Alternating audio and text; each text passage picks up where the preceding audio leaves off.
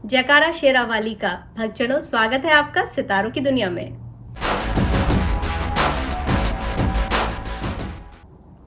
माँ के नवरात्रे आ रहे हैं और काफ़ी लोगों ने मुझे मैसेज करे और ईमेल करी और वो जानना चाहते थे कि आरती जी, जो इस बार के नवरात्रे हैं उनको किस तरह से खास बनाया जा सकता है, और साथ ही कौन सी ऐसी रेमेडीज़ या उपाय हैं जो इन माँ के 9 दिनों में करें ताकि मनचाही सफलता जो है वो हमारे कदम चूम सके। तो अमूमन ये देखा जाता है कि जब कभी भी माँ के नवरात्रे आते हैं, खास करके जो साधक होते हैं, जो साधना करते हैं, उनके लिए बहुत ही महत्वपूर्ण होते हैं। लेकिन वहीं जो गृहस्थ आश्रम के साधु होते हैं उनके लिए भी ये बहुत ही सौभाग्यशाली होते हैं। और साथ ही जो कोई भी माँ के नवरात्रों में माँ की पूजा अर्चना करता है, उनकी जो मन की इच्छाएं हैं, जो उनकी मनोकामनाएं हैं, वो माता रानी ज़रूर पूरी करती हैं। तो अब बात करते हैं एक ऐसी सरल विधि के बारे में जो कि मैंने कहा कि गृहस्थाश्रम के साधुओं के लिए ही मैं लेकर के आई हूँ। अब गृहस्थाश्रम के साधु कौन है? हम और आप, जो कि अपनी गृहस्थी में रह रहे हैं, अपने परिवार के साथ रह रहे हैं।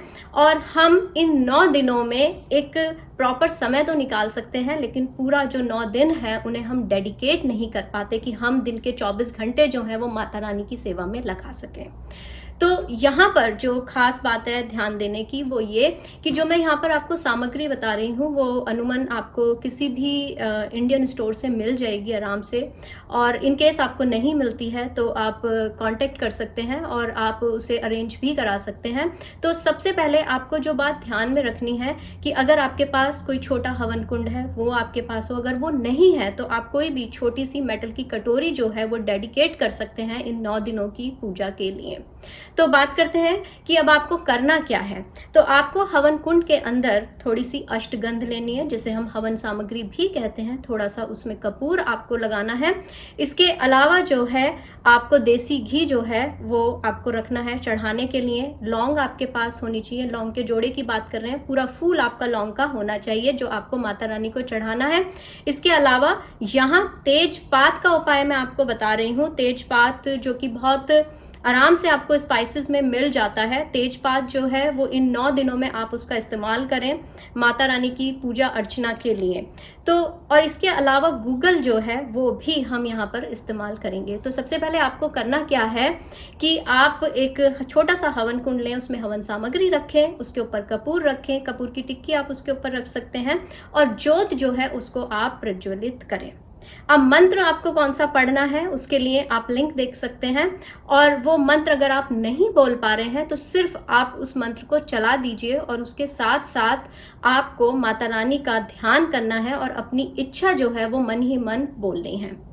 अब जब आपकी ज्योत प्रज्वलित हो चुकी है, उसमें आप देसी घी में डुबो करके वो जो लौंग का जोड़ा है वो आप चढ़ा सकते हैं। जितने आपके परिवार में सदस्य हैं आप सबके नाम का स्वयं भी चढ़ा सकते हैं।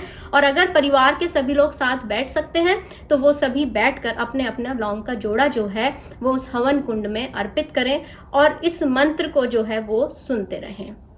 इसके बाद आपको उसके अंदर तेजपात लेना है। जितने घर के सदस्य हैं आप, अगर वो सब बैठे हुए हैं तो सब अपना अपना तेजपात चढ़ा सकते हैं। अदरवाइज सिर्फ अगर आप बैठ करके पूजा कर रहे हैं तो एक तेजपात आपको लेना है।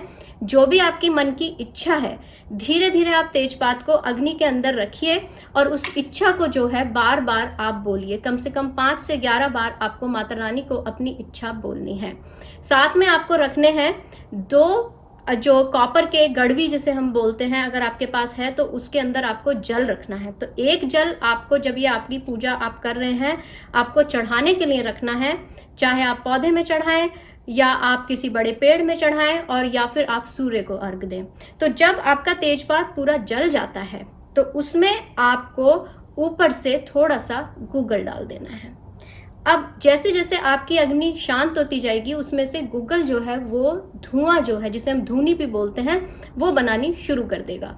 तो उस धूनी को आप पूरे घर में फैलने दें अच्छे से। जैसे जैसे वो फैलेगी उतना ही आपके घर की जो नकारात्मक ऊर्जा है वो सकारात्मक बनती चली जाएगी और आपके घर में एक पॉजिटिविटी का एनवायरनमेंट आने लगेगा।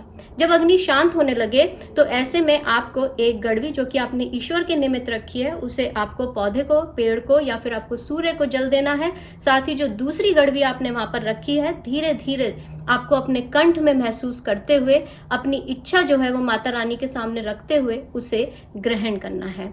छोटा सा उपाय है, यदि आपको ये करना है तो आपके लिए बहुत ही सरल हो जाएगा कि जब आप 9 दिन इसको लगातार करेंगे। तो इस उपाय को आप करिए और इन 9 नवरात्रों में मनचाही सफलता जो है आप अपने जीवन में लेकर के आइए।